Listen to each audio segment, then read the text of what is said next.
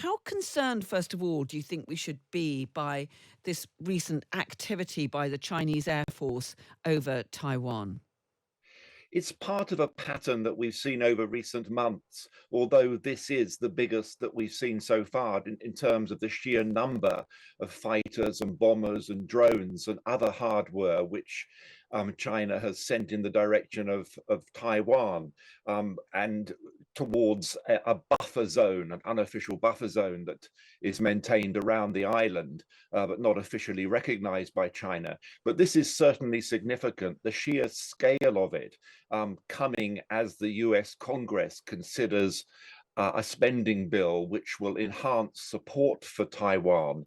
Um, is an invasion imminent? We've seen a lot of dates bandied around 2024, 2027. But certainly Xi Jinping sees the recovery, quote unquote, of Taiwan as central to his Chinese dream of national reunification.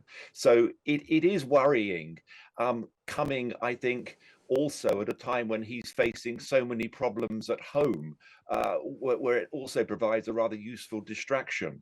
Yeah, I mean, we keep hearing about these exercises, the military exercises, some of the language. Do you think that there is a serious threat of China actually invading Taiwan? I think we would know about it because the sheer numbers of troops that would be required, the sheer amount of equipment necessary.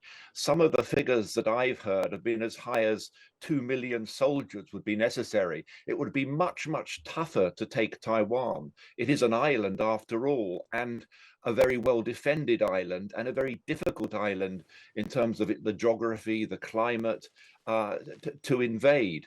So I think that if a serious an invasion was on the cards, we would see the build-up to it. But what we are seeing instead is almost what's been described as grey zone warfare, endless intimidation, which has also been accompanied by cyber attacks and other disinformation campaigns aimed at Taiwan. And this is aimed to try and sap the morale of the Taiwan armed forces, to try and force them endlessly to come out to intervene, these waves of aircraft being sent towards the island. So it's more, I think, an act of intimidation at this point. That doesn't make it any less serious, and I think it is worrying in terms of what Xi Jinping's intentions are in the years ahead, because these exercises have become bigger and more regular. And we're seeing this warning from senior figures in the government, reported in the Times this morning, about the fact that Britain is not ready for what could happen if there is an escalation in the standoff between China and Taiwan. And really quite staggering to read the extent of the reliance that the British economy has on Chinese imports. It is quite chilling, enormously worrying. We've seen the impact of the collapse in relations with Russia because of Ukraine, hydrocarbons uh, going up in price, the dependency on hydrocarbons, but the dependency on China is far, far greater in terms of everything from supply chains that go through China through to universities in Britain that have allowed themselves to become heavily dependent upon fees from Chinese students.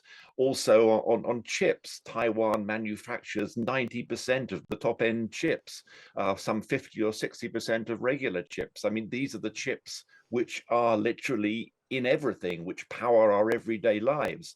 So the impact of a catastrophic break in relations with China would be far, far more serious than with Russia.